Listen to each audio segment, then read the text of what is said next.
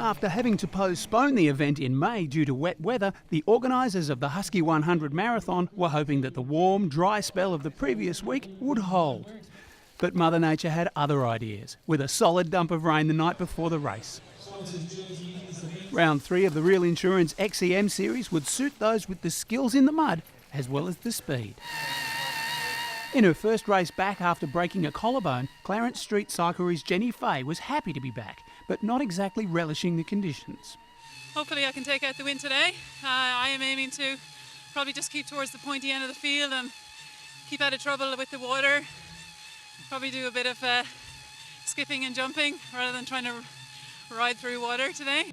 With the leader of the XCM series, Ben Mather, absent, Fay's teammate Matt Fleming was looking forward to the opportunity to gain control of the series point score. I'm currently running second, but really haven't had probably a win result that probably will help me maybe win it overall. Trek's Dylan Cooper currently holds the King of the Mountains jersey and was anticipating a very tactical race. This sort of terrain around the coast is normally sandy and clay, so tide jaws is going to be a big thing, and being fast, maybe everyone will stay together and it might be interesting at the finish. 293 riders set off to challenge themselves on the 100-kilometre long course. It's fairly flat and fast in the dry, but slick and boggy in the wet.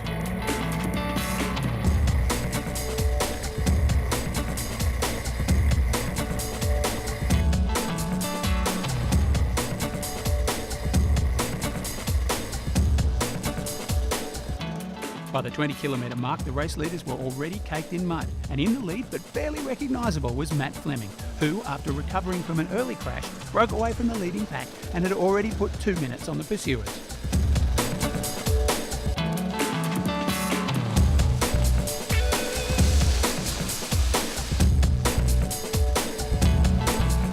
While the area doesn't boast any major climbs, the sluggish conditions made the climb for the King of the Mountains much tougher. Matt Fleming the first to crest, followed by Dylan Cooper, who had broken free of the main group. It was little surprise to see the rider to take out the Queen of the Mountains competition was Jenny Fay. She established a gap over her rivals early and never looked back. At the 50-kilometre mark, marshals were very surprised to see a large group arrive first. Investigations would reveal that a saboteur had moved the course signage for the group. Having missed a large chunk of the course, they were well ahead of race leaders Fleming and Cooper. Yeah, I think someone's made a wrong turn. The group's times would be adjusted, but for the leaders, it was an odd experience to repass the same riders again. How many K to go? For most competitors in the Husky 100, it's all about the personal challenge of racking up 100 kilometres under your own steam and in very trying conditions.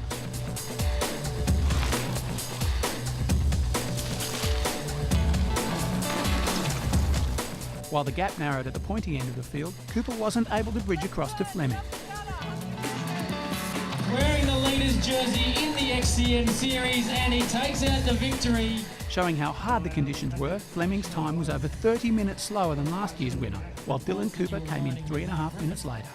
I had a bit of a crash early on and smacked my knee, so it actually held me back for a little bit, and I had to get back onto the little group, and I got back on, and then this is one of the slow climbs at about 15k or so, and just pedalled up the climb at my own pace, and they all just watched me sort of just ride away. Not until one of the Teco single tracks that I got free and try to get him back, but basically he was just too fast today. He was obviously going strong, and this sort of driving in a big gear sort of course suits him, so it's yeah, he deserved the win. Mitch Codner, Anthony Shippett and Troy Glennon rounded out the top 5, while Fleming took control of the overall rankings in the XCM series. But with 3 events to go, any one of 10 riders still have a chance of taking the title. Showing that fresh legs are the best legs, Jenny Fay took a convincing victory in the women's race. She found the conditions to be mentally as well as physically taxing. I think today was just definitely more about concentration and endurance rather than speed. I think that's what got me to the end. The initial postponement of the event playing into Fay's hands for the series overall. I was rubbing my hands with delight when it was cancelled because I wouldn't have been able to do it after the operation. Fay looking forward to the next round of the series, which includes over 2,600 metres of climbing. I used to be a time trialist, but as soon as I got into mountain biking, I just learned how to climb, and that's always played to my advantage in races. Doing it really tough, however, were the unicyclists, taking over 8 hours to complete the distance on just one wheel. The next round of the Real Insurance XCM series moves to Port Macquarie on September 10th.